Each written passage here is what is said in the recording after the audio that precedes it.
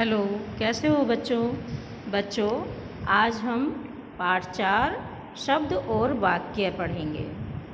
व्याकरण का पाठ 4 शब्द और वाक्य।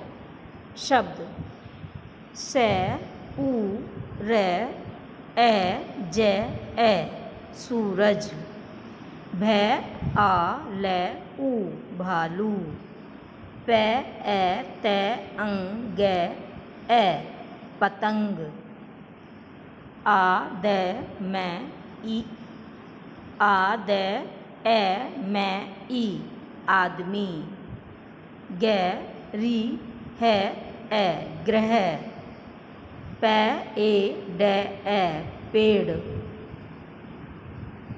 ये सभी शब्द हैं। अलग अलग ध्वनियों के सही मेल से ही शब्द बनते हैं। यदि ध्वनियों का मेल सही नहीं है तो शब्द नहीं बनता। जैसे द आ मी, द आमी, मिद आ, आदिम, दमी आ।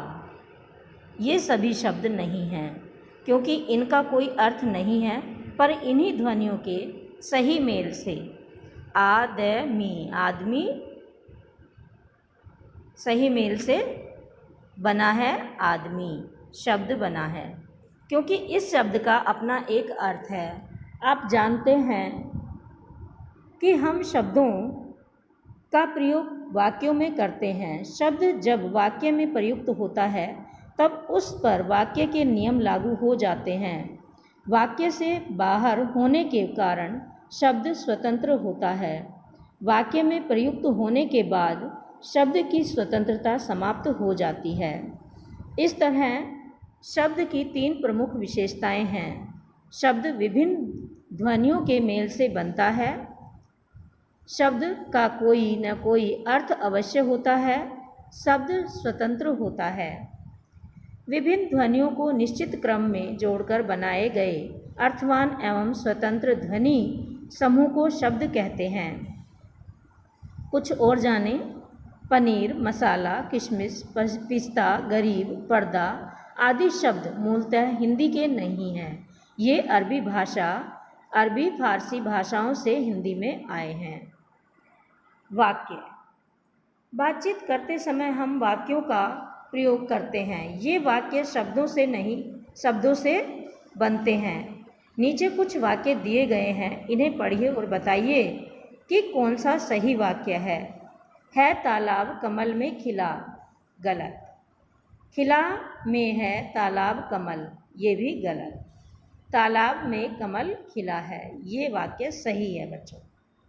अब ऊपर कै और ख की रचनाओं को हम वाक्य नहीं कह सकते क्योंकि इनमें न तो शब्दों का कोई प्रयोग हिंदी भाषा के नियमों के अनुसार हुआ है और न ही इनका कोई अर्थ निकल रहा है। जहाँ तक ग का प्रश्न है, इसमें शब्दों का प्रयोग हिंदी भाषा के नियमों के अनुसार तो हुआ ही है, साथ ही वक्ता जो कुछ कहना चाहता है वह भी पूरी तरह समझ में आ रहा है। इसे हम वाक्य कह सकते हैं। ठीक है बच्चों, इसे हम वाक्य कह सकते हैं। अतः ध्यान में रखें,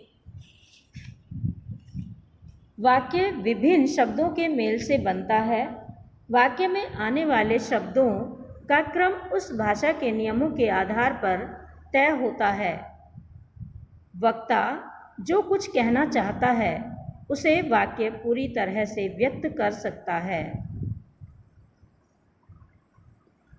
शब्दों को निश्चित क्रम में जोड़कर बनी ऐसी रचना जो वक्ता के कथन को पूरी करती है। शब्दों को निश्चित क्रम में जोड़कर बनी ऐसी रचना जो वक्ता के कथन को पूरी तरह से व्यक्त कर सकती है, वाक्य कहलाती है। अब बच्चों, हमने क्या सीखा पाठ में? ध्वनियों को सही क्रम में जोड़कर बना स्वतंत्र एवं अर्थवान ध्वनि समूह शब्द है।